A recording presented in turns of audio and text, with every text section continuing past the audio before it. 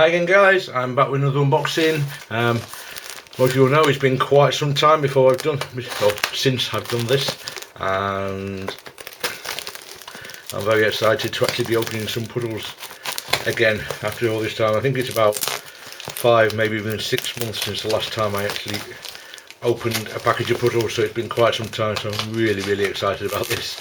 So this has come from HK Now store. A few people on Facebook have already guessed what's in here. Well, one person in particular has already guessed what's in here, which is quite impressive.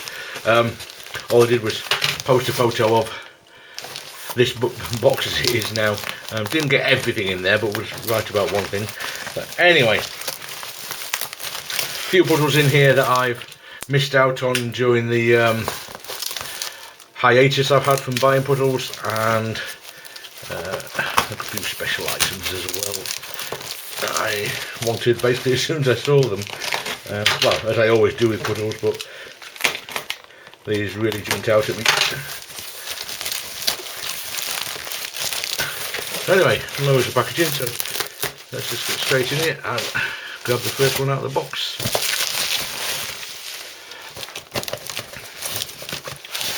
You'll probably just got a glimpse of some others in there, but here's the first one. This is David Pictures Insanity Cube, or actually Insanity Cubed as it should be really. So let me just zoom this in now that I've got the box open and have a proper look up close. Okay, so now we can see the Insanity Cubed properly. I'm quite curious about this. I haven't seen it. I've deliberately avoided seeing any kind of solving videos or instructions on it, but I've seen plenty of pictures and stuff and unboxings and reviews, because I've always still been watching and reading those since stopping buying puddles. But they I've deliberately made sure I didn't see anything about how to solve the puddles, because I fully intended to be buying it myself at some point, and I didn't want any spoilers basically. So yeah, this was originally called the Insanity Cubed puzzle by David Picture. That's because he designed the puzzle originally as a triangular dipyramid, I think the name of the shape is. However, as much as apparently Calvin wanted to produce that, he didn't think it would sell very well with that shape and wanted a cube version. So that puzzle was called the Insanity puzzle. So he turned it into cube shape and called it Insanity Cubed. Now Calvin's Puzzles released it as the Insanity Cube, so it kind of loses some of the backstory in that. But oh well. So anyway, here it is. Fabulous looking puzzle, really unusual, and it's excellent quality straight out of the box. It's turning very nicely. It doesn't feel like it's been lubed or anything, although there are some marks there that look like there might be a slight bit of lube in there, but it does turn very nicely. I mean, easily, if you've got the angle to grip it, easily fingertipable. Very good turning quality and feels very solid and weighty. So apparently this puzzle is a jumbling only puzzle, which means every turn you do will shapeshift and jumble, so you're going to get bandaging. So let's see if we can do a second turn. I've heard it can be quite tricky to scramble, and straight away we can see why. It looks along there as though we can turn it, but then we reach around to oh, we can turn this side. That's right. I was seeing something blocked, but I can't remember where now. But anyway, this one turns. So as you can see, it shapeshifts quite dramatically. But yeah, I've seen people say it is quite difficult to scramble. I think what I'm going to do actually is go away and have a play with this, because I don't want to get it scrambled up until I've had a little bit of a fool around with it. As much as anything else, this is the first puzzle I've picked up in several months, so I want to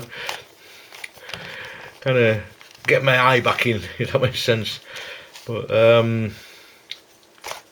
well, there you can see actually some immediate bandaging, because this red piece now is blocking what would be a turn there when it's in its old state. So if that would be able to turn, but as I had it, it then was impossible to turn. And if I just put this one in there, I would imagine. Let's find out. Oh no, that doesn't block it. I like that.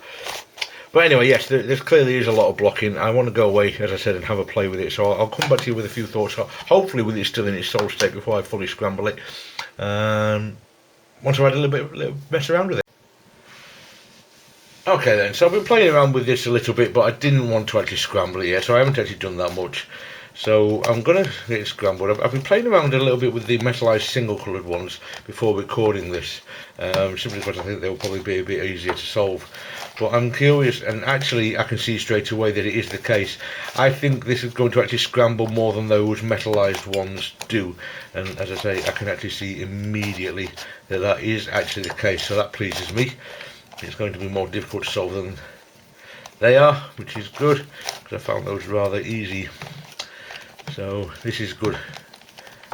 There were things I couldn't split up on the metallised ones, and despite the bandaging was so heavy that it made it quite difficult. Do excuse my telephone.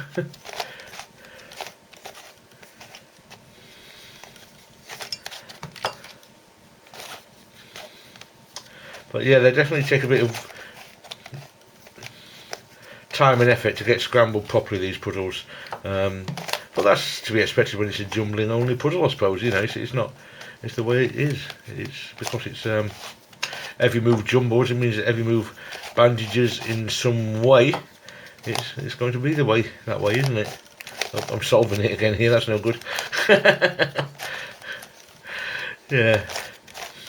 It's heavily bandaged when trying to find moves actually causes you to solve it again. But I think a lot of what I need to try and do is kind of almost get it back to its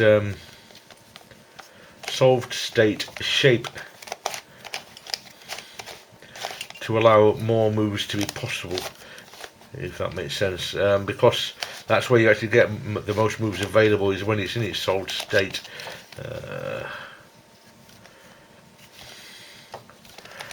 You know what, guys, I don't think this is very interesting to watch. I'm going to go away, see if I can get a proper scramble on this one, and I'll come back with a few more thoughts before I start. Okay then, so I think I can say I've got it scrambled properly now.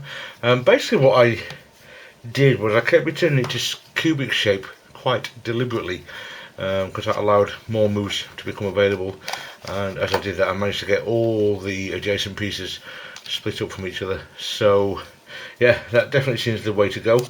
Hope I haven't spoiled anything for anybody who wanted to figure out how to scramble it properly themselves, but to be honest, I don't really consider that to be a spoiler, because I think everybody wants to be able to know how to scramble a puzzle properly. But yeah, as you can see, it's completely shape-shifted. It's completely, I think, scrambled in that all puzzles are separated from their adjacent pieces in the solved state. So I'll go away, hopefully give it a solve. I can't make any promises with this one, and I'll come back to you once I've done so.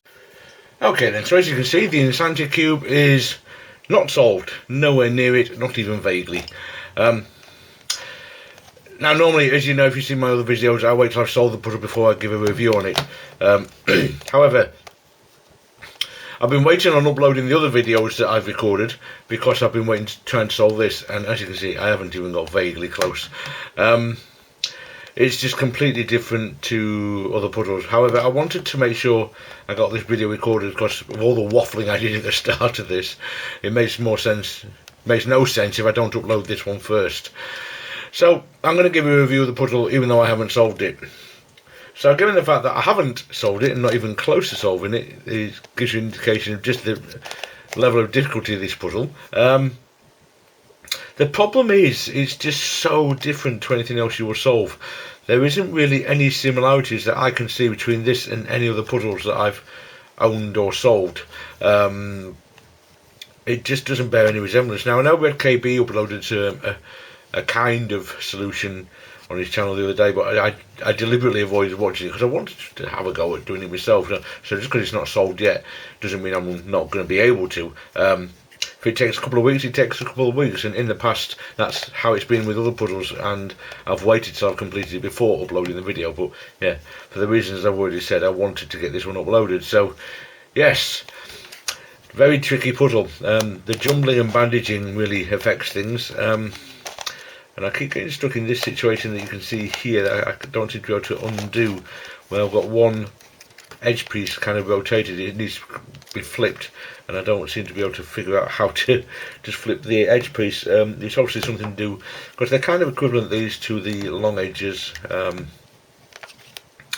So it must be related to those in some way, but yeah, I haven't managed it as yet, as you can see, obviously.